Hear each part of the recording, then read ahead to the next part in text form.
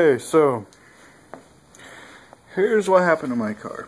This is the old water pump. This goes on here, and it's like a gear, I suppose you could call it. And what happened is, it's got fins on the inside that whenever the belt is going against this side of the water pump, spins these fins and forces water, or whatever you want to call it, through your motor and stuff like that. Now, you can see how it's supposed to go together. Well, this is broke and stuck inside of the motor, which is, I'll show you. Anyway, well, let me show you first. This is what all you have to get off of a 2002 1.8T Jetta, just to be able to get to the water pump and everything like that. There's no tire on, all the fucking goodies are off of it. And I'm going to take the motor mount off. Timing cover, that's metal pipe for the intercooler, the reservoir, that's like a little tensioner type deal, I guess you could call it, and that, and stuff like that. Now, whenever you say you go ahead and you need a new water pump, the best thing to do is replace the old timing belt. Well, let me find, that's the serpentine. Here's my old timing belt, and I'll show you why it's get replaced.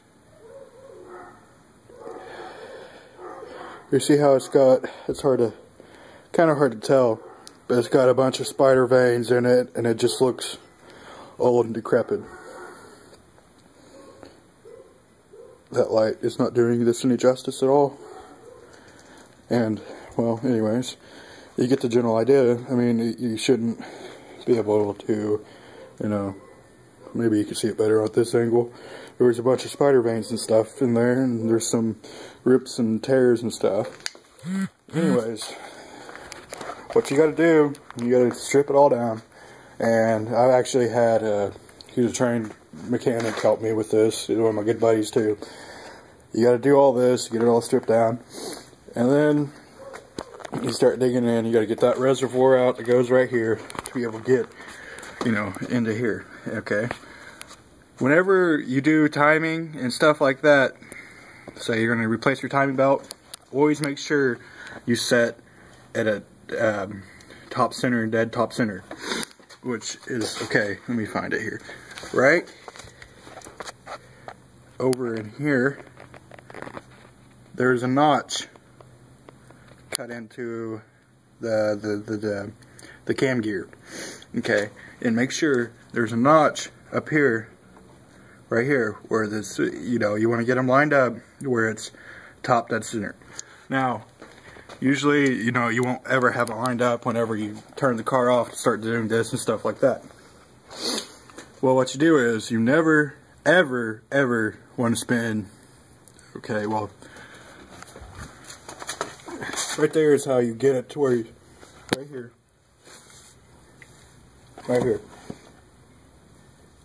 right there is what you put on to turn your timing, your gears, all these gears and stuff.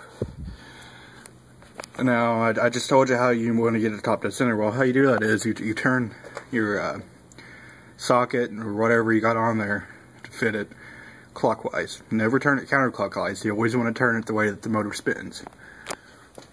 And plus, I don't think you can turn it counterclockwise. But anywho, right down here, hang on, right down there, right, well, I don't really have a pointer here. Right here is where the water pump goes. Now, the water pump came out of the pump itself, but these were lodged inside there, which is bad, which is why I had to leak to begin with. Now, it calls for 5.8 hours to do this entire job, and it took us roughly an hour and 45 minutes to get it off.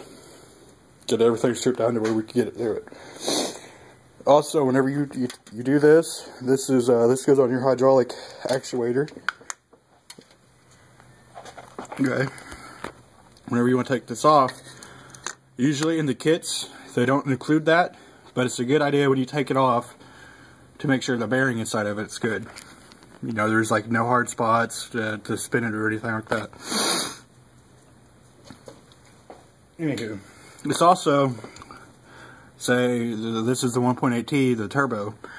It's also a good idea while you're here to clean out your intercooler, which I'm going to do later tomorrow.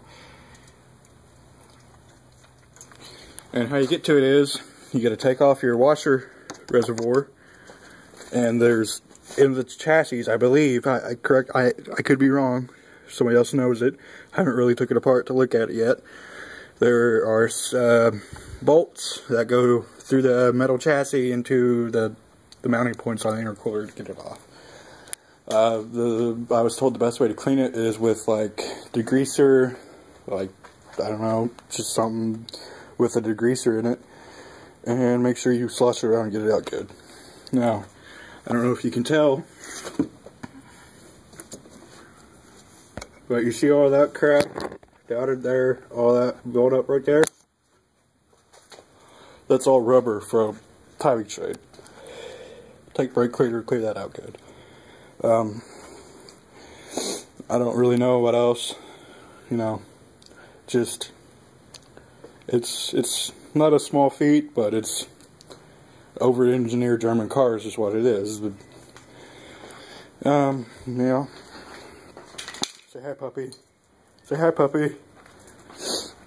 Whenever, to make it easier, it's best to get a floor jack, and since we get that motor mount up, we have a little play in it where we can lift it up and let it go down and stuff like that.